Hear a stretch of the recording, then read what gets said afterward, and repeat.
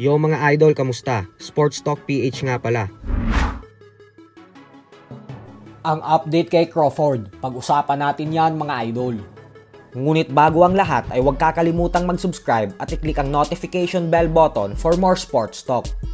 So 4 na araw na nga lamang po ang inaantay natin at gaganapin na ang pinakamalaking laban ng dekadang ito sa pagitan ng dalawang pound-for-pound kings na sila Canelo Alvarez at Terence Crawford. Subalit tila may malaking problema nga po para kay Crawford matapos ibunyag ng pound-for-pound page na base umano sa source niya na malapit sa kampo ni Crawford ay namamaga at sumasakit daw ngayon ang balikat ni Crawford na siyang pinaoperahan niya 10 buwan pa lamang ang nakakalipas.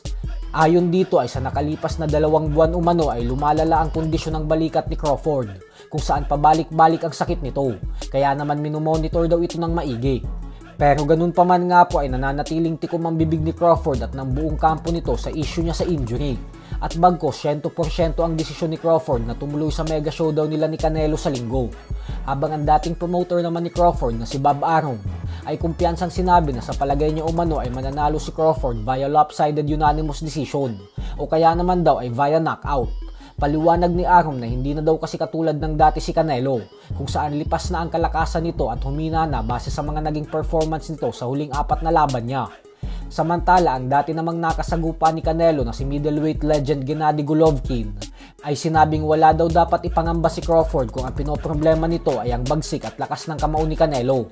Ayon kay Golovkin ay sa 3 beses niya daw kasing nakalaban si Canelo ay masasabi niya daw talaga na hindi naman mabigat ang mga suntok ni Canelo. Giit ni Golovkin na nakita naman daw nating lahat na tinamaan siya ng mga suntok ni Canelo pero ni isa umano dito ay hindi man lang siya nasaktan at nayanig.